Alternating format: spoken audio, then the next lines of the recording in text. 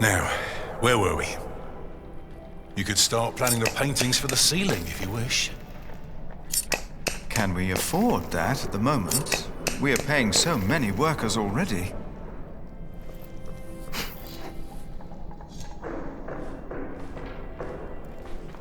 Father Philip, Tom Builder. Alfred. Ah, Aliena. How are you? I'll be moving my wool to Shiring today. The fleece fair starts tomorrow. Ah, I almost forgot. Milius and I have already arranged everything. We'd make much more of a profit if Percy Hamley had not raised the taxes this week. Again?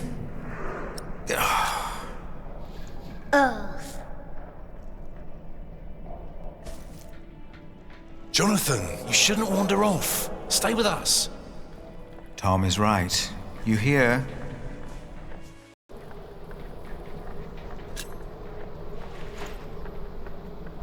Time to get this done.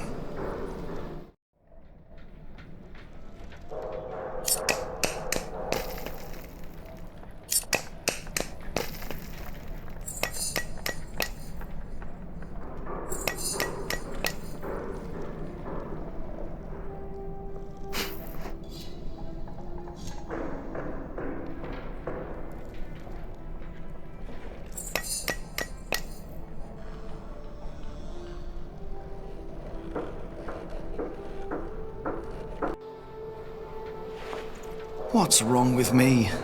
Why can't I focus today? And the face still isn't right. I can never get the face right. I'm done for now. I just can't stand looking at it anymore. Ah, damn. Watch your tongue. I will. Damn. I need to get much better at this. What are you doing out here, Jack? Did you finish your corbel?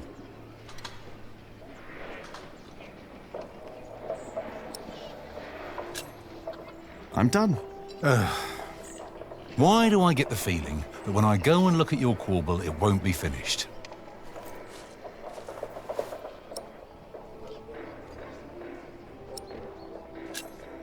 Why didn't you tell Alfred off? He's doing his work. Oh yeah, and great work he's doing. He's doing his best, and he finishes what he starts. Jack, please. We have much bigger problems to solve right now. The Earl of Shiring has stopped supporting us. If we don't do anything about it, we'll have to send the workers away. We'll have to stop building the cathedral. I will talk to Percy Hamley. And if he won't see me, I will talk to the king, or this will be the end of Kingsbridge. Can I help you? Yes, by doing as you're told. Do your job, and only your job. And leave Alfred alone.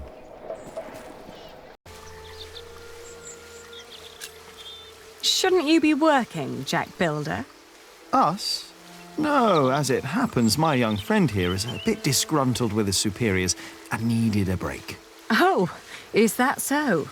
Maybe you'd like to come and work for me, Jonathan. Well... Well...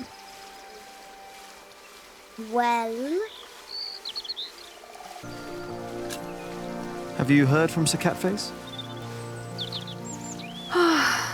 The war never ends, and he always needs more money. And I pay him to fight for the man who killed our father. King Stephen, to get the earldom back from him. Yes. But you know, I don't even want that. Everything I've built here, what we have, I have all that because I'm not my father's daughter anymore. I'm afraid that if Sir Catface wins back our earldom, I'll lose much more than the money he's wasting now.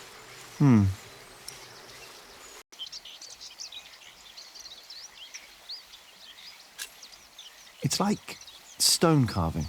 Is it? You know, when I first look at a piece of stone, I start to imagine what it could become. Corbels, squirrels, it's like I can already see them. But it's only when you work on it that you learn what you can and you can't do with it.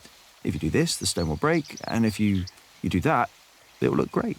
Oh, we will tell people about us when we're sure it won't break anything. Right. I bet only good stone can be used for the pillars, right? Because they carry all the weight. Exactly. That's why Tom and Philip keep nagging you. They want the best for you and for themselves, which is you. If you say so. I know so. I want the same.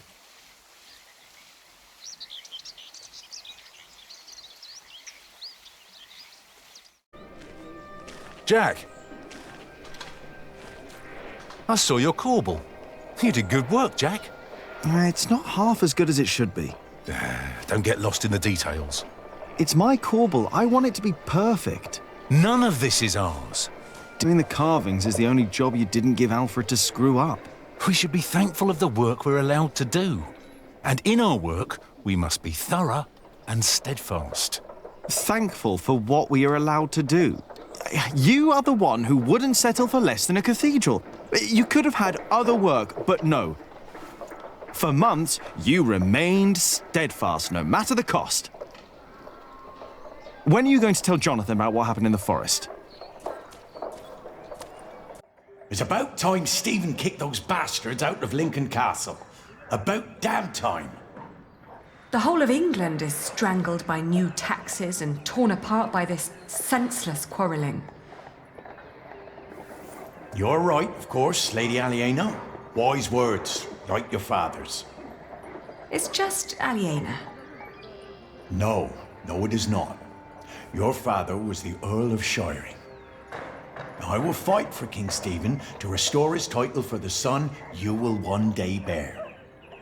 I know I agreed that you'd fight for the king in my name, but must it always be such a costly undertaking? I want to die while fucking, not because I went to battle carrying a blunt sword. If you die, it will be because you've drunk yourself to death. That may very well be, my lady. Oh, now you broke it, Jonathan. There's someone at the door. I'll be right back.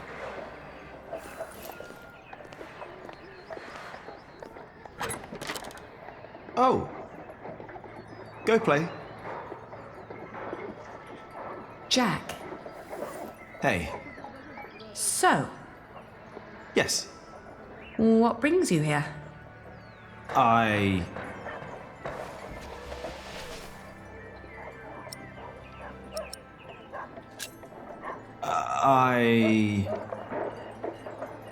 Everything all right there?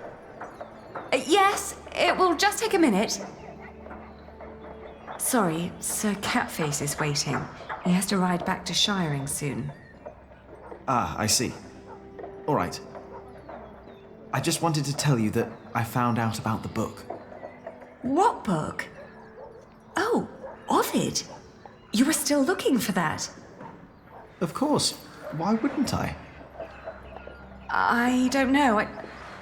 It just feels like there are so many problems right now at the construction site. That reminds me. Could you tell Philip that I've come up with an idea how he can pay the workers? Oh. How? I'll buy up all of his wool and sell it on the fleece fair myself. But I need to go to Shiring first and get the money. All right. I'll tell him. By the way, they have a copy of the Amores in Winchester. Oh?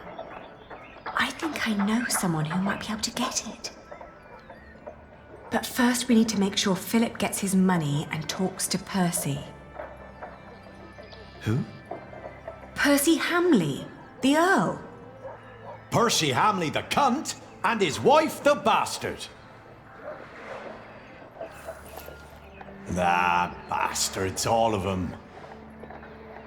I think I should be going. Ah, all right.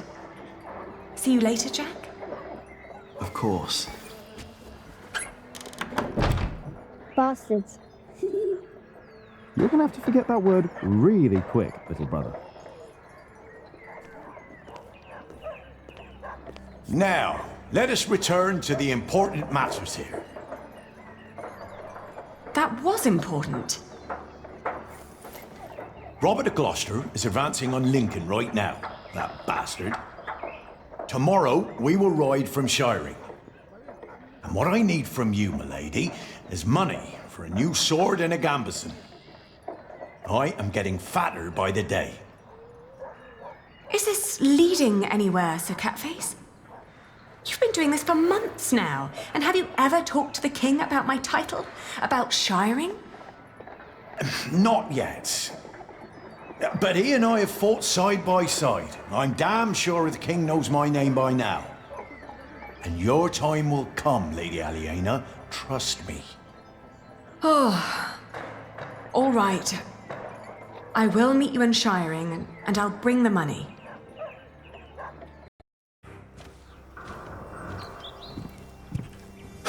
What's going on here? Your son thinks I dropped the stones. You were the one who pulled them up, weren't you? Of course. That is my job. He was probably angry because he might not get paid. Alfred, stop it. What? Peter, what happened? I'm not sure. But there was a monk. He was wearing a black robe. And when he saw me looking at him, he ran away. Maybe it was him. A black robe? Are you saying this was my fault? No. I'm sure I didn't recognize him. He wasn't from here. No. Peter dropped the stone and doesn't want to admit it. I assure you, a monk would never do such a thing. I don't believe him. Alfred is wrong. It was an accident. We need to be thankful that nothing happened. Already talking like a monk. What? Jack is right. Let's just leave it at that. What about the monk? We don't know that there was a monk. Accidents happen. We'll check all the ropes to make sure there won't be another one.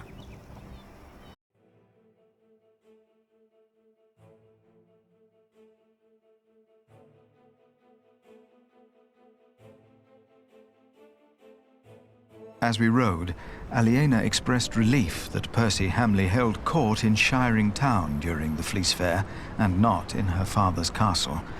I had not yet confessed to Aliena that I blamed myself for her father's fate. I felt the guilt and shame starting to rise when we came to a large group of peasants looking as desperate as the refugees that had come from Earl's Castle back then.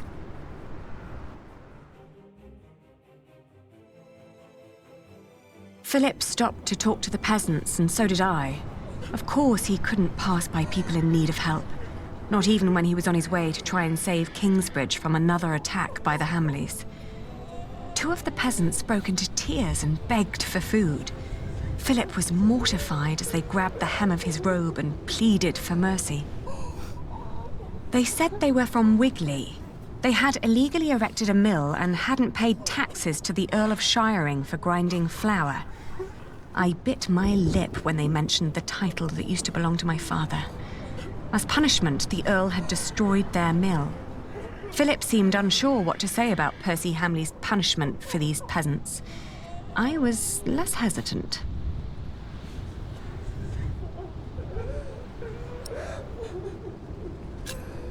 The Earl had been right to destroy the mill, and I told them that. The peasants shouted and cried that the Earl had also burnt their fields, destroyed their houses, and taken their livestock from them. A few of them had even been killed. Philip told them to go to Kingsbridge for food. As we rode on, he said nothing. Maybe he wondered about my defense of Percy Hamley, or he'd begun to lose hope that he would solve his problems with the Earl in Shiring.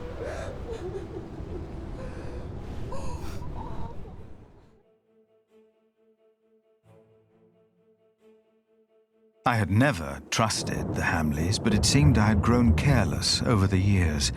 They had thus far kept their word to King Stephen, but now I felt I should have known that they would eventually break it. As I was thinking these grim thoughts, we passed by a gallows with two men dangling by their necks. An old woman stood by one of the corpses and snarled at us.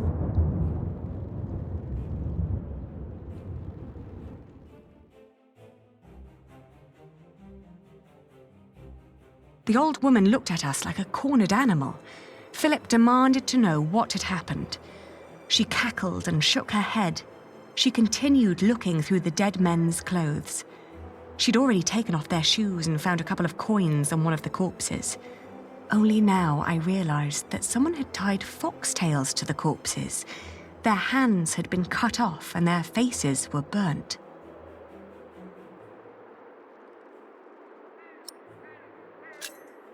I confronted the old woman and called her a thief. The old woman cackled and said there is nothing wrong in taking from dead thieves. When Philip told her it was still a sin, she became serious and gave him the coins.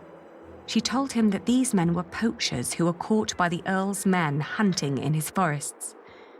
Philip rode on, and when I caught up with him, I could see that now, more than ever, he was determined to talk to Percy Hamley.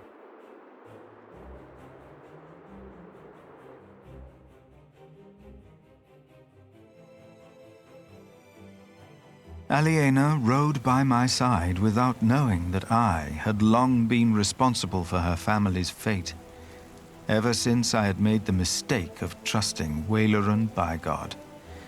I felt like a fly in a cobweb. Every move I made seemed to lead to further calamities. But then I heard Aliena as she sped past me. "Shiring," she exclaimed.